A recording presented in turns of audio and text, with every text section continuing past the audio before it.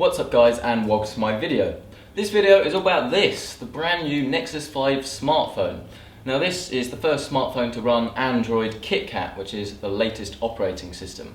And if you're wondering why it's called KitKat, it's obviously because they've got a deal going with Nestle about KitKats. Quite what that's got to do with the phone, I really don't know.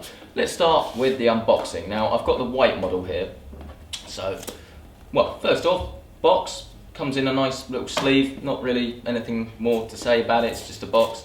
We're interested in what's inside, so let's get it out of the way. Obviously we've got this sellotapey stuff holding it together, and then it just comes off like so. Well, it should come off like so. That's a bit embarrassing, isn't it? Let's try that again. There we go. And there we have, sitting on top, the Nexus 5. Very, very nice. Very, very nice. It only weighs, I think it's 120 grams. As I said, this is the white model. Plasticky back, but actually that feels really, really nice. Feels really nice in the hand because it's got a really, really slim bezel. It's got a 5-inch screen, but a really slim bezel means it's not actually too big in your pocket and you can actually carry it places. So we've got a nice 8-megapixel camera on the rear here. We've got our LED flash. It says Nexus, nice and big there. We've got a little unlocking button just here. All sorts of stuff on the top. I'm guessing that is like speakers, front-facing camera, and proximity sensor. We've got headphone jack, volume rocker, and on the back we've got a classic micro USB and 2 speakers. Now, moving on to what else is in the box. Obviously, that's just the whole phone. We've got some stuff to tell you how to get the SIM in, because it of course uses a micro SIM. We've got quick start guide, which quick start guides, you probably do need to use it.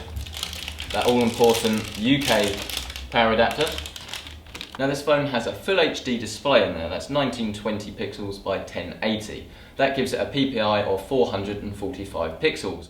It's really light, it is 120 grams. It is 4G ready if you want to get it on 4G, which in this day and age, you know, if you're into phones you should do because it's really, really super quick internet. It's got a 2.26 quad-core Snapdragon processor, and it's also got 2 GB of RAM. Now on the back, if we look to the camera, it's got an 8-megapixel camera.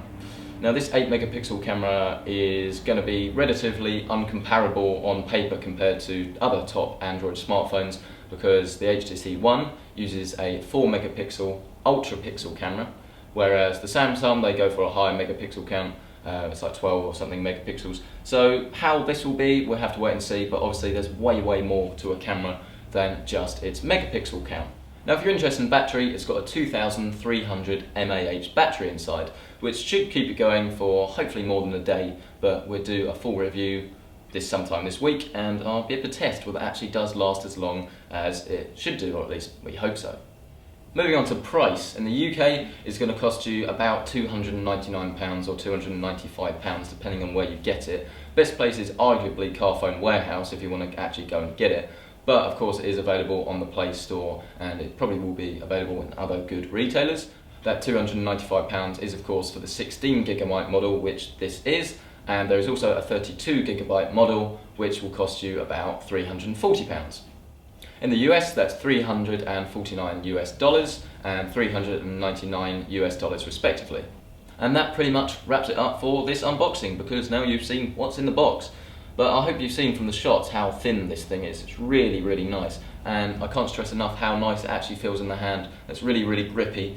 I hate smartphones that are literally just going to slide out your phone and you really have to have a case on them. But this one actually looks pretty premium. It is of course plastic, but it's not quite iPhone glassness, but if you drop it, it's probably not going to break. That is one of the other things they've changed. It's a plastic back rather than the glass back of the Nexus 4. Thank you for watching. Hit that subscribe button. It's not there anymore, is it? Hit that subscribe button and you will be able to get the review sent straight to your subscriptions list, which should be coming in a few days time, probably 3 or 4 days. Just need some time to actually use it. There's no good looking at a review obviously on the day it comes out unless someone's actually had time to use it. So thank you for watching, hit the subscribe button, and I will see you next time.